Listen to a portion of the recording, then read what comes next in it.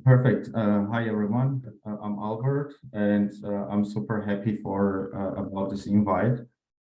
So, a few words about myself. I used to work in finance, and don't have really a technical background. At some point, I started my startup journey with my co-founders, and right now we're doing this Finetuner, and I'll share a few words about Finetuner, what it is, and how we came up with this idea. We're also based in Germany, actually, based in Berlin. I personally am based in Essen right now. So it's not far away from Düsseldorf and Cologne. Yeah, so what's the topic? The topic is building custom chatbots and AI agents with no code, right? And I'll start with a few words about, yeah, this is the agenda. So I'm going to discuss what's a custom chatbot and how you can set it up without no code. And I'm also going to share a few words about a sales agent, a new AI agent that we recently launched, and we're working on it, and how you can actually, without using any code at all, integrate this AI with your applications. What's the Finetuner? What's the idea? If you want to build like complicated, or not complicated, but very custom AI, so you would need to, potentially use this big and complicated AI frameworks such as Langchain or other stuff. There are many other pretty good open source libraries, but that requires knowledge of Python, knowledge of code. And if you're not a technical founder, technical person, just like myself, it's very hard to understand how it works and use that data. And so this was my personal experience, and the Finetuner is the result of it. So we want to enable non-technical founders, such as people who are using tools like Bubble and so on, to still be able to use these libraries without knowledge of code. So you can do a bunch of stuff with Finetuner. It has different AI modules, and I will show you how exactly it works. It is connected with Pinecone, the vector database, and you can set up similarity search. You can set up different types of agents, custom chatbots, and so on. And I'll discuss that in more detail. And we'll start with custom chatbot. So what's a custom chatbot? So basically, let's say ChatGPT, it is trained on a data until sometime 2021, right? And it's trained on general data set. So very specific information, which is, let's say, related to specifically to your startup or some very specific domain. They're not reflected in ChatGPT, right? It doesn't have the knowledge. And the idea of the custom chatbot is that you actually feed in your data, and is going to use the data when generating the answers. So it can interact with your own data, right? And on a very high level, it has two important components. So one is ingestion of the data. So you need to load your data, if it's a website or if it's PDF files or Excel data and so on, and feed it to chatbot, and the chatbot will process the data and retrieve the data and provide the answers based on taking this data into account, right? So the first part, the data ingestion, this is the process, right? And imagine these are the documents. What you're doing, you're chunking down these documents, this data into smaller pieces. This is required because language models, they have limited capacity of tokens, so they can only process limited amount of tokens per call. And after chunking them down, you're storing in a vector database such as Pinecone, right? So without Finetuner or without no-code solution, you would need to, this is just a small excerpt of the code, but you would need to, set up all this code on an external server and, make sure the infrastructure works and everything. And it's going to take some amount of time, and it's going to be a big challenge if you don't have technical knowledge or that much technical knowledge. And yeah, so Pretty good. What Finetuner does, we basically take all this pain of setting up all the complicated stuff, and you can just using our visual interface, in few clicks, you can set up your chatbot or agent or whatever. I can show what else there is. One interesting part that I didn't mention here, after chunking this down, so you would need to convert also this data into embeddings, so vectors. This is required for the similarity search. So imagine the text or images or videos or something. It's all converted into vectors, numbers, right? And when searching using language models, AI is going to conduct similarity search and retrieve the most fitting vectors most similar to the user's query, basically. Okay, this is the data ingestion part, and this is how it works with the Finetuner. So this would be with code, and this would be with Finetuner, and I can demonstrate how the process works. So the AI modules or chatbots agents, as that I mentioned, you can see in the initial interface here of the Finetuner. And for custom chatbot, you would need the document Q&A. And then you can use PDFs, PowerPoint, Word document, text, or even scrape websites. And it's all going to be stored and used in the memory of the chatbot. So let's choose this one. And in the data part, so I can add now different types of data, let's say a file. And we can do a test here. You can choose one of the language models. Let's say we can stick to OpenAI one.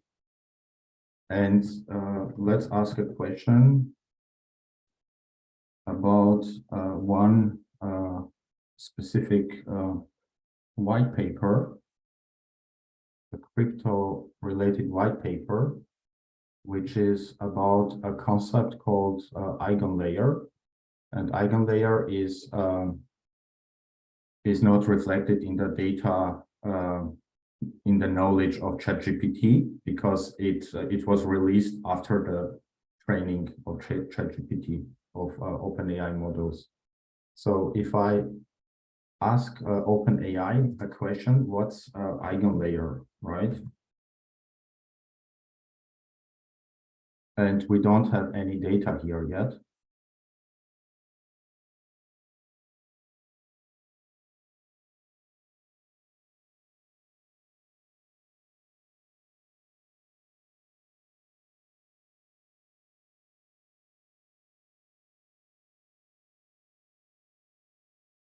Yeah, so you can see it's, I would say it's hallucinating. I don't think this is right. Cloud-based platforms that provides AI-powered, yeah, I don't think this makes sense, right? But if we inject the data here,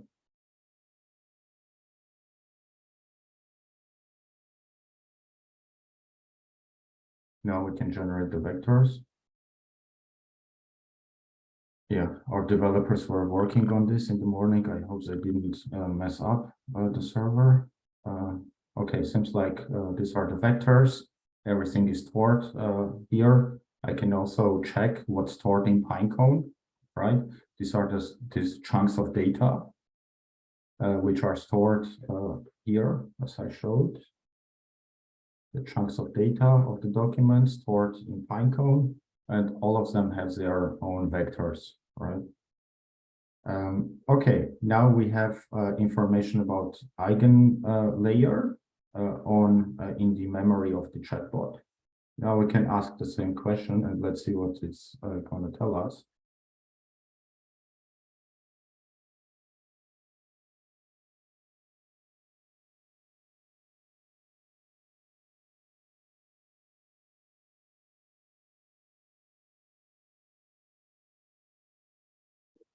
Okay, now it makes sense. It says eigenlayer is a set of smart contracts on Ethereum that allows blah, blah, blah, and it does make sense. So it's no longer hallucinating, it's retrieving the Ethereum-related data from the actual white paper, right?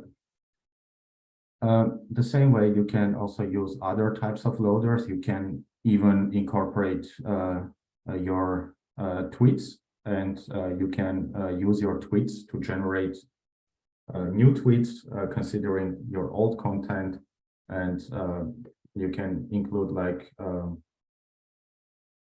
for example, some a website, let's say bbc.com.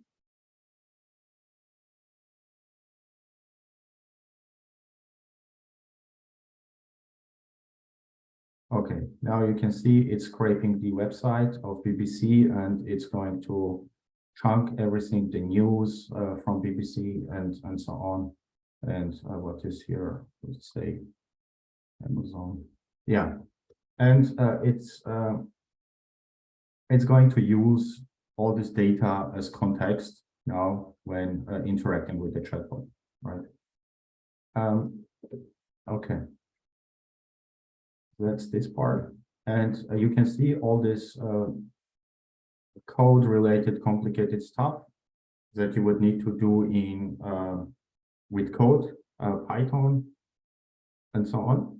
This is reduced to a couple of steps, which are, which are doable on a visual interface, right? Now, the next step is retrieval and generation. This is what I actually demonstrated here. And yeah, the way it works, if you don't don't have anything in the memory, you would have the question, the chat history, and the language model, user query going into the language model, and the language model is going to directly generate the answer without considering any additional information. If you have your custom data included, then it's going to, as an additional step here, it's going to look in the memory of the Pinecone. It's going to retrieve the most similar chunks, let's say 3 most similar information pieces similar to the request. And it's going to now process the query of the user considering these chunks of information. So it's if you look into it, it's straightforward. And yeah, and this is the final answer. Okay, so yeah, so it's customizable. We're also going to include, expose the template for the users, so they could also have more customization options for the chatbots. There is the widget and API endpoints, the integration part. I will explain in more detail, and the API logs here. And you have different options when it comes to language models. I personally like the Anthropic model. It's quite fast. I think it's pretty underrated. Different chain types. They work in a different way, the chain types, but you can experiment. So it's very dependent on your use case.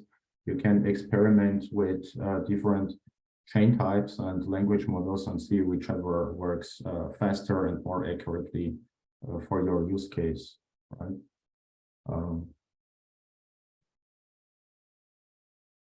Now I'm going to also share a few things about the sales agent, and this is super interesting actually. The AI agent which we recently launched, and it's a context-aware agent which helps you with sales. And what does context-aware mean?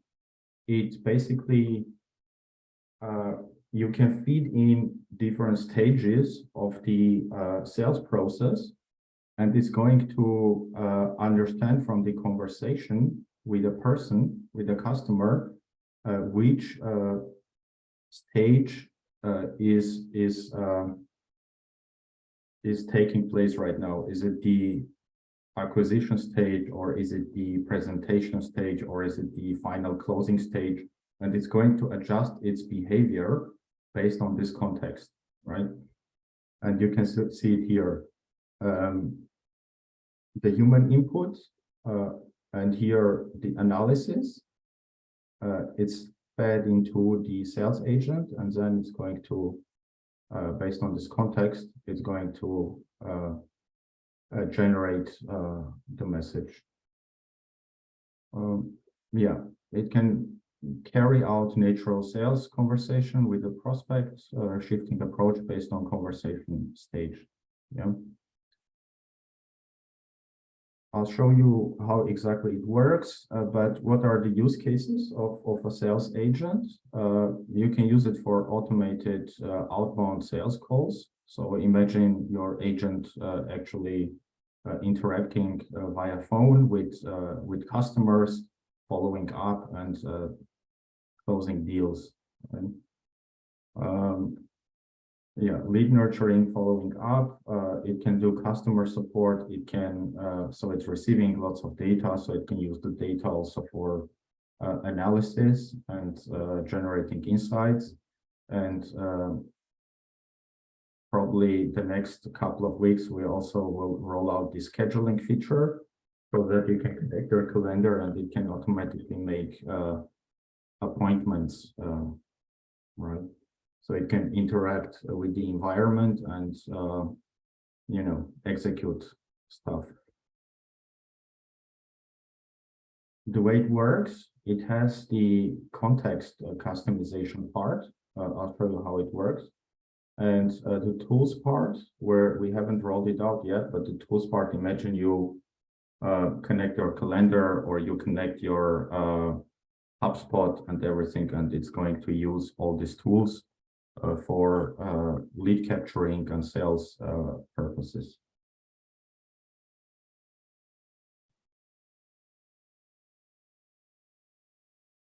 Let me now show you how the sales agent exactly works.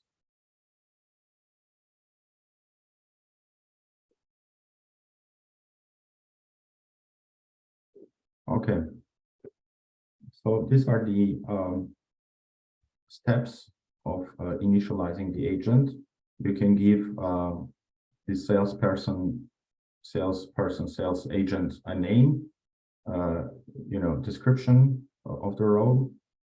The client ID is important so that it knows, based on, so it can interact with every user, every client using the specific context and specific chat history with this user. And it's like a business card, and you're creating this business card for your AI agent. And the next step is, so the company name, how's the name of your company, the business description of the company, in this case, a premium mattress company that provides, so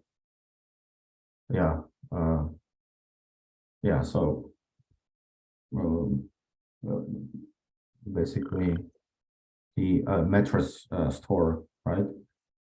What are the company values? Example, our mission, Sleep Haven, is people to achieve better night's sleep by providing them with best possible mattress solution. Yeah. And here, what is it? Is it a call, or is it a chat or something? And the purpose of the conversation, the overarching end goal of the conversation, right? To find a way to convince the customer to buy the mattress. And you have the stages of the conversation, of the sales process. You can customize them the way you want. So you have the introduction, your agent calls and says, hey, it's me, and I'm doing this, and so all these stages are incorporated into the context analysis process of the agent. Okay, now the agent is set up. You can also change the configuration later also. And let's say the agent is calling me, and I can say, hello.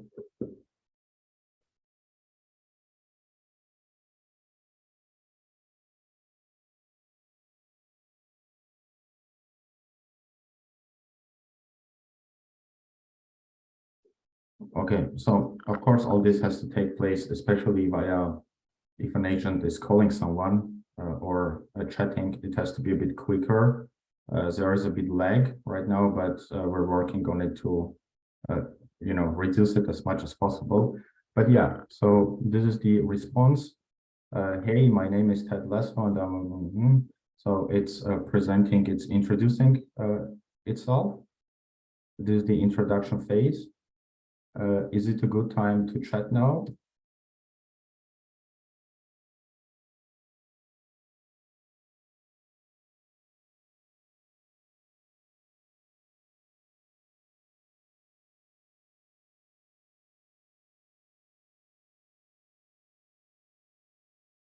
Yeah, so it's happy that we can chat now, and it's switching the conversation stage into the presentation stage, probably, I assume.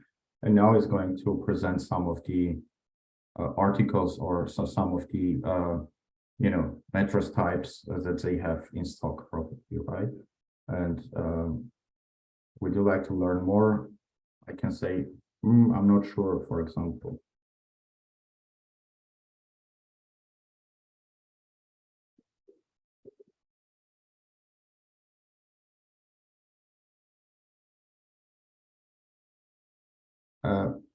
No problem at all. Is there something specific? Yeah, so you get the idea. It's AI.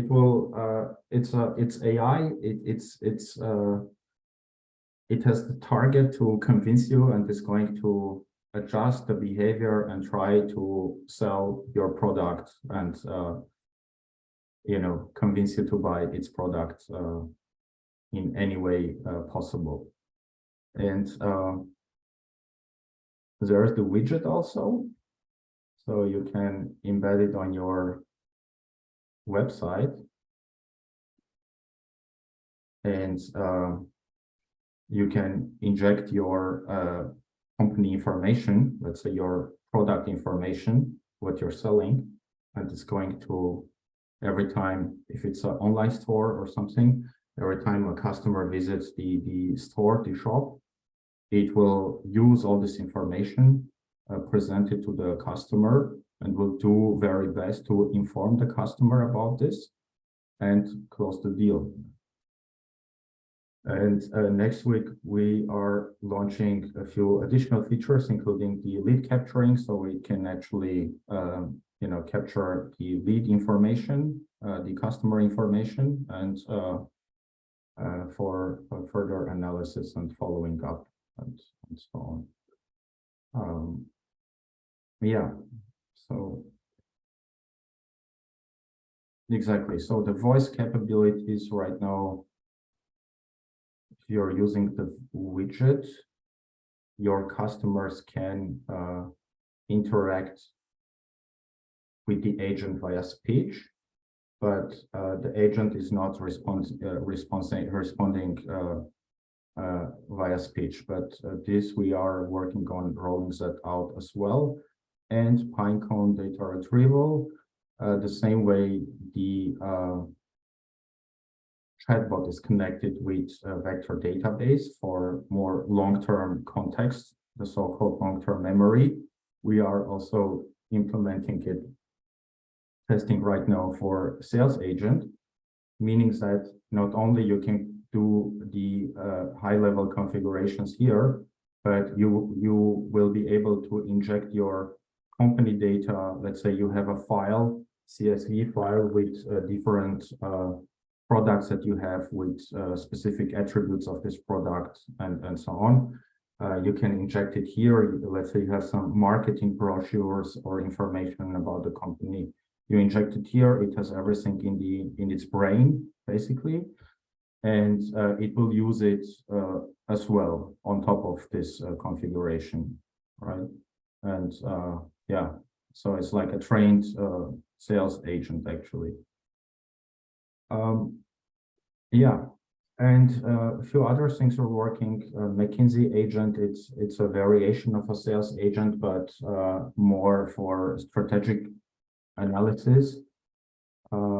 This will also launch next week and can do analysis for you. There's the CSV agent. It can actually, let me show you. It's not a good example. Yeah, it can actually analyze the CSV data, your quantitative data, in very detailed way, and it can generate different visualization of this data. It's similar to I forgot how it's called, the ChatGPT's code interpreter. I don't think it's widely available. It's alpha, but it's like the code interpreter, and you can use it in your app and host and serve many users with this. Right? So the integration part. Let's say you have set up all these steps. You have set up your agents and chatbots. The next step is what you're going to do with it. So you have the playground here. So you can play with it, okay. But the interesting part is when you actually incorporate into your system. So you can easily incorporate into your app using the very simple API endpoints, and all the endpoints are available here. Just copy paste, or you have the overview of all the parameters, what you can adjust and how. We also have the widgets, which is a simple code snippet which you can copy and include on your in your app. And the widget will be readily available to interact with the customers. You have some customization options here. We also have the Bubble plugin. So Bubble is a no-code tool. It's one of the more capable ones. I personally use it, and the front end is built on Bubble, actually, of this app. And we have a plugin which you can install in your Bubble app, And without even using this code, these endpoints here, everything is in this plugin. You just install the plugin and you're ready to go. You just, you have the pre-made workflows in place already. And you have the API log. So in case you want to track your API calls of your users' API calls, if you're hosting multiple users, you have the overview of what's happening with your endpoint. There's the version 1 of our interface. It's going to look a bit more different, a bit more sophisticated in future. In version 2, which we are working on right now, but this is basically the idea that all the Langchain codes, let me show you.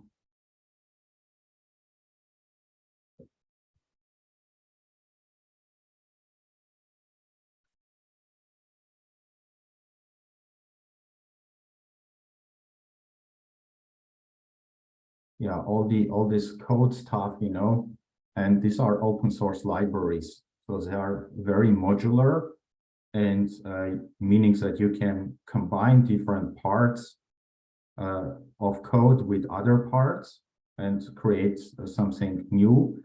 But it's open source, meaning that I can contribute something, another person can contribute something. In the end, it's not going to be like a Lego blocks that or puzzle pieces that they fit perfectly. There is going to be many things to adjust. There are going to be bugs and so on, and it's a headache, especially if you are a bubble or no-code developer just like myself. And here is just taking a few more steps, everything visually. Right? Yeah, so the widget. Yeah, so I have a few backup slides. Maybe this agent team is also interesting. We're pretty advanced with our agent teams. So I showed you the sales agent, but imagine you have also other types of agents, right? So you can have an agent which does specifically, I don't know, let's say HR or finance or marketing. And imagine these agents interacting with each other and working together in a team towards the main objective of adding value to your startup or business. It's really, really interesting, really funny sometimes how they interact, but we're doing testings, it's working, and we're currently trying to bring it to a ready state and roll it out very soon within 1-2 weeks. And they also have an overarching kind of CEO agent who is making sure that they don't really, depart much from the main objective and stay focused.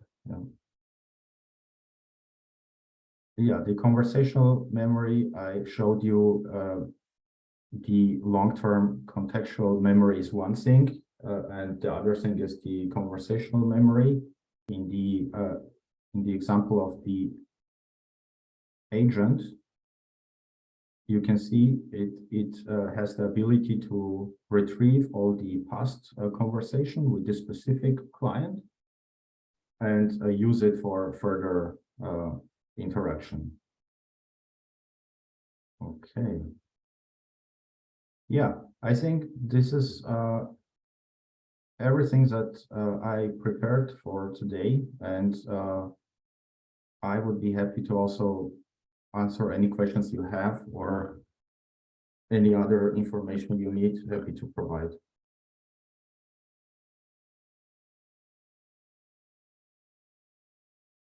Perfect. That was a really good presentation, Albert. Thank you for your time and explaining it clearly. Yeah. So till now we got 2 questions, but to everyone in the audience, feel free to type in your questions in the chat and we'll add them to the queue of questions. So to our first question from Niels, are the slides available? I would be happy to share the slides. Yeah, then we could share them after the call. We could send them by email with the recording. Yeah. To everyone. Yeah. Maybe and also second question. Yeah, sorry. Sorry, just wanted to mention we have, so if you go to Finetuner, you'll see this help docs also on the landing page, and I'll put it here in our documentation, and you'll be able to download or view it maybe in tutorials or something. Super. And going to Neil's second question is how to chunk data, and I think he refers to Langchain. Yeah. So if you're using the Finetuner, you don't need to do it because we're doing the chunking ourselves in the background. So we're using recursive chunking. So it's kind of chunking the data recursively until it makes sure that it will fit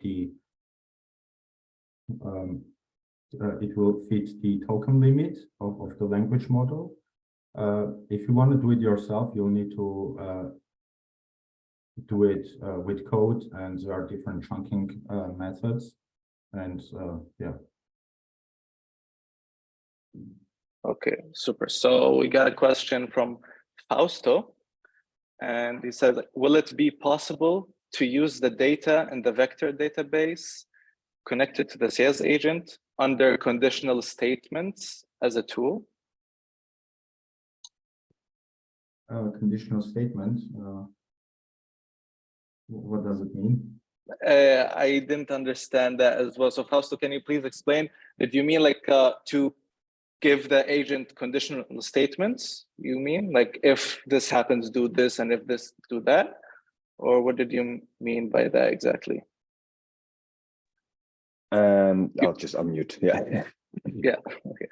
In Langchain, you can instruct an agent to use tools under conditional statements. What I mean, like use this when you have questions about X or Y. And when you use it as a tool, you could see it at the same level as the search tool or any other tool for that matter.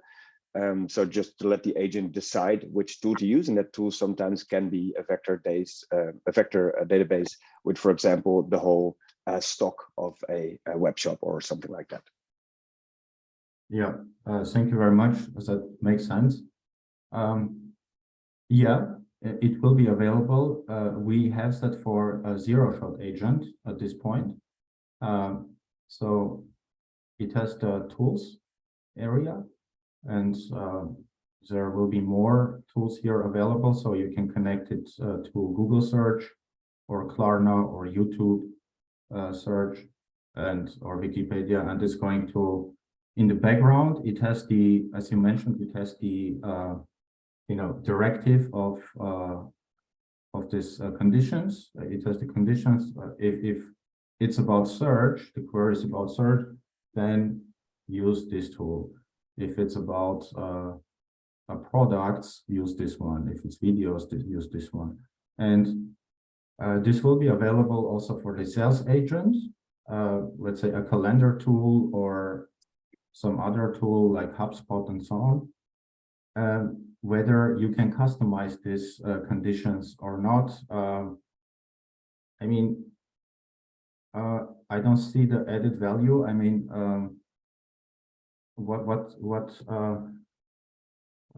I mean, they are pretty much static, right? So there's not much to change. There's not so much customization room, I would say. But yeah, this is how it works actually.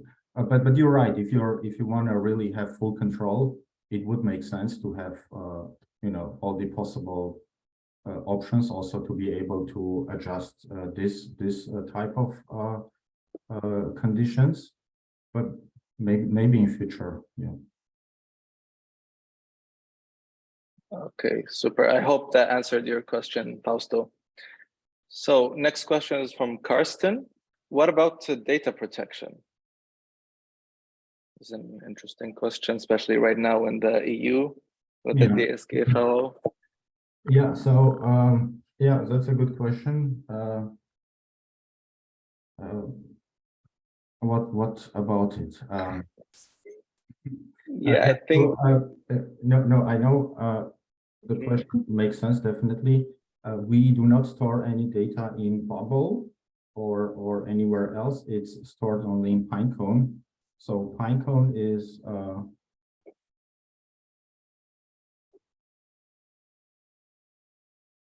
Pinecone. So it's a GDPR ready. So it's so with some adjustments you can make it GDPR ready, and we're working right now to make it completely fully compliant, and that's also on the roadmap, of course. Yeah, thank you for answering this question. So main aim of my question was, like, if I load any either personal data or just certain knowledge that I don't want to share with anybody else. So is it like somehow secure that nobody can access, or will it be also utilized by the AI for other clients?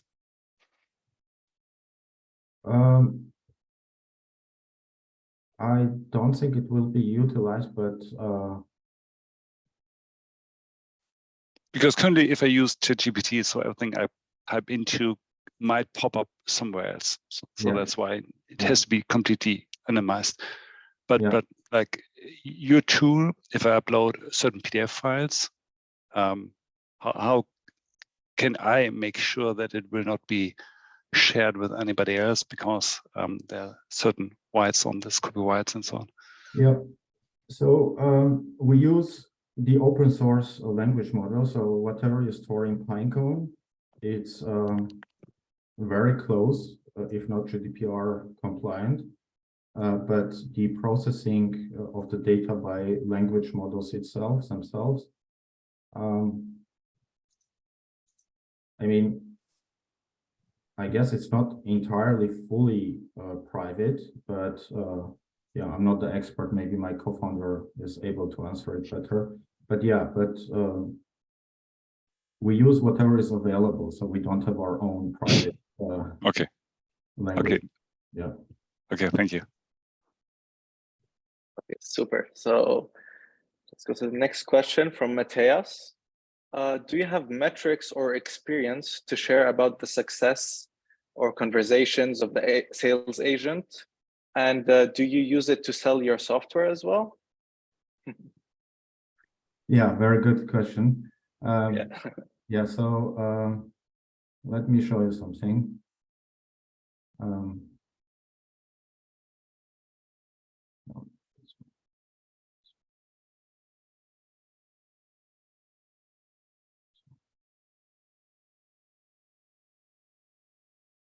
Yeah, so the evaluation part is super important. And right now you can also do the classical traditional fine-tuning, you know, without this custom chatbot approach, but you can actually fine-tune, let's say, OpenAI model with data.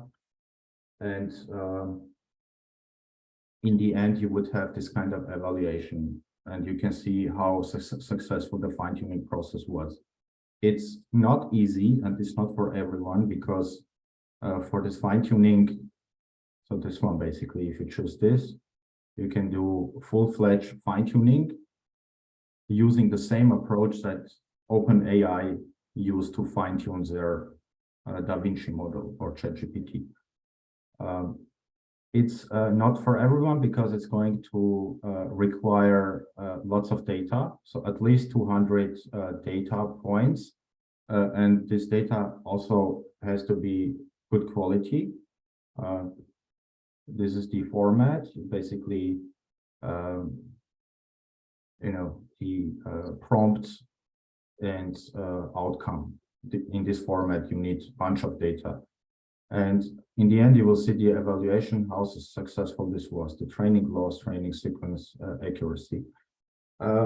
We are exploring right now to integrate similar evaluation models also for simpler simpler customized for chatbots and agents. So you will be able to track the the responses and get some insights how successful the training actually was, and if it makes sense to change some parameters or reconfigure the model. Yeah, I hope that makes sense.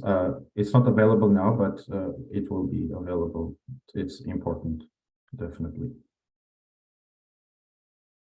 Yeah, that's really interesting, and I like the analysis and seeing what works, what doesn't, so you can improve your model. That's a really great feature. Okay, jump into the next question from Tamara. Is it possible to receive the recording afterwards? Yes, Tamara, we will send it to everyone at the end of the call. And yep, that was it. Okay, then next question from Dr. Dita Kramp. What is the commercial situation, product, APIs for partners? Can I buy this? Maybe you can explain about your different offer, different packages, different features, single user, enterprise. Yeah, we have different models, of course, and we have. I think we launched. When did we launch? 1.5, 2 months ago. Right now we have a couple of hundred paying users, and lately we've had also lots of interest from B2B users, and of course for B2B users you need a bit more tailored approach, but generally companies are really interested in adopting and using AI technology because the added value is pretty obvious. And regarding the subscription tiers, they are different. We have so we are pretty early startup, so we're still adjusting the pricing mechanism, making it more user friendly. Right now this is what we have. It's credit based, and 1 credit is equal to a certain amount of words. So it's similar to tokens of OpenAI, and depending on how much you need and what kind of features you want to access and how many agents you want to use, you can then decide whatever is more convenient for you. For the dedicated plan, on a higher scale, you have quite a bit of saving also, almost 45%. Yeah, so compared to competition, it's we're definitely on less expensive, more user-friendly price range. Yeah. Great. Okay, next question is from Frank. How do you keep up with the Langchain development? 6 new releases just this week. It's funny, like before the call, I also asked Albert, like, how do you keep up with the AI development? Because right now, every day, there's a lot of tons of new developments, and it's so hard to keep up to date with all the technologies. Yeah. And I think this is a problem that everyone faces, but I think Albert also suggested, like, best thing to do is to focus on what are you working on. Yeah, absolutely, you're right. There's lots of noise also. Sometimes there are some super cool feature release. You tested like it's super hyped up, you test it yourself, but it's almost not usable. So it's just hype. But Langchain is rolling out, so there are many contributors, many really good contributors to Langchain, and there are many released. The important thing is to filter to understand which releases are important to what you do, right?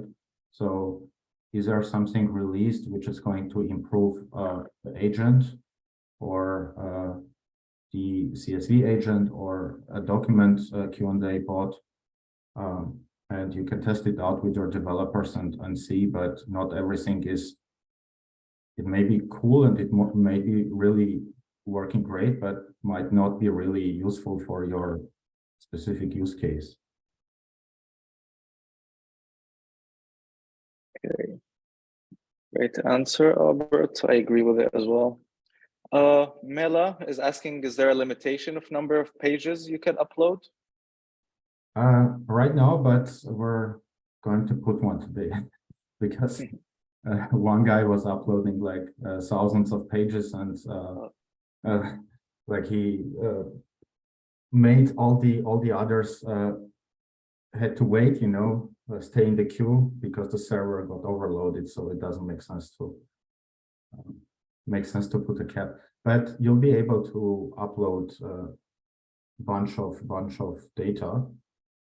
So if it's a few hundred pages, you'll still be able to do it. On higher tiers, we will even leave it without limits, probably. Yeah, cool. Sorry, one thing to mention. So it relates to the, let's say when I upload one file, but in theory you have unlimited amount of memory here, so you can upload 100 files, you know, and you still will have enough space on Pinecone. Yeah.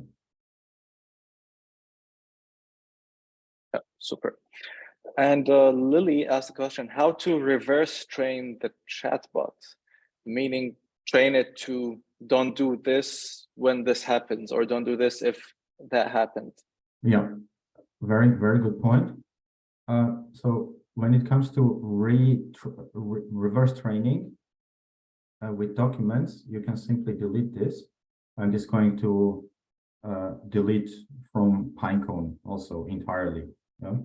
And you can upload new ones. When it comes to configuring the base template, you will be able to do it soon. The next couple of days will roll it out. It's going to look like similar to the sales agent, so that you will have master prompt, and there's another one, or the zero shot. You can already configure templates, so you can add additional objectives or additional instructions here, and it's going to follow it. So retraining is super easy. Okay, talking about templates, Fausto has a question about few shot examples. Okay, the question is, will there be a way to add few shot examples to the system template of agents as a way to train the chatbot to respond to certain types of user queries? Yeah, that will be possible. Again, with the template, and we'll also roll out this capability to give specific instructions if there are specific queries or something. It's going to consider that information. Okay, super. We got a question from Jan, which is, how do you deal with reliability? In my experience, agent solutions tend to break often for a slightly more complicated use case due to the output parsing errors. Yeah, that's exactly, you're right. That's the big problem when you do it on Langchain, when you're doing it yourself. Almost in every case that you try to create a custom agent, you're going to deal with bugs, with breaking and stuff. So we have 4 developers. I also started like this, having tons of bugs. Now, for example, sales agent is really robust, is working really well. And documents Q&A also. And yeah, so we have 4 dedicated developers with really good Langchain background, and their job is to make sure that it doesn't break. And it's not entirely based on Langchain. We also adopt a custom approach. and other also very good open source libraries as well, and try to come up with a solution which is robust and good quality. Yeah, but I do agree that agents break a lot if you do it from scratch in the beginning. Yeah. Yeah, true. Okay, as we're running out of time, let's take our last question. Because right now we're out of questions. Does anyone want to? Is there any questions before we end our session for today? Yeah. Question. Yeah. Yes, Michael. Go ahead. Does the Fine-tuner website give any advice on which kind of things can be uploaded? For example, if I own an ebook, can I upload it? Since it's not really that the user would read the ebook, it would just get the knowledge. Mm-hmm.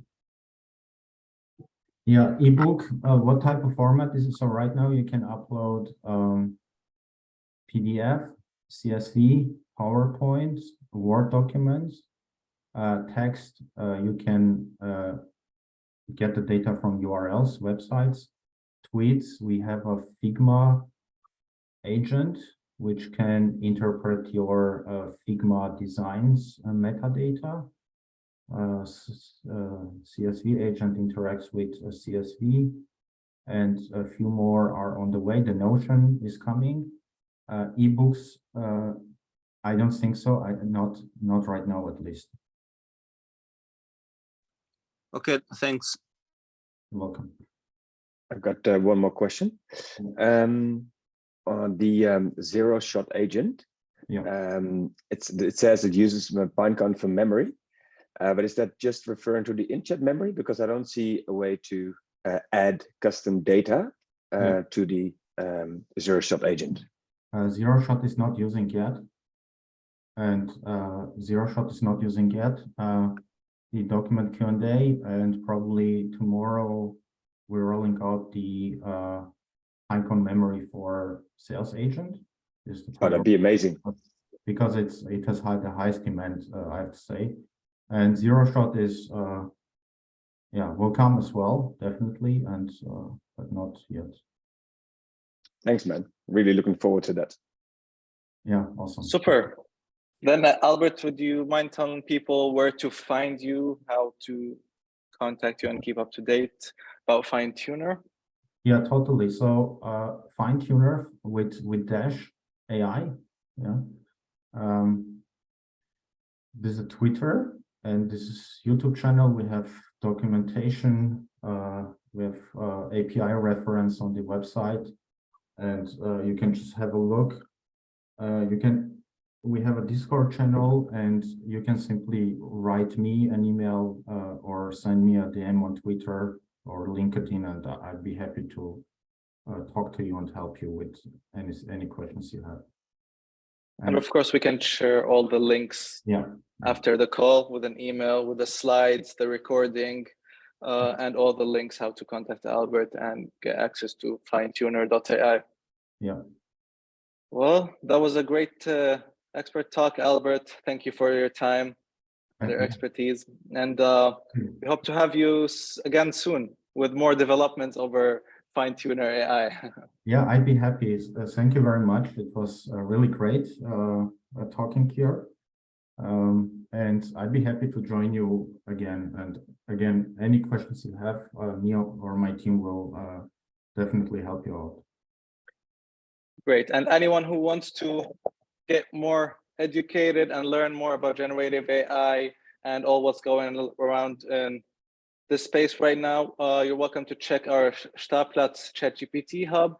We're doing a lot of expert talks, fireside chats, workshops, boot camps in order to educate the people and get them up to date with all what's happening right now in the generative AI domain.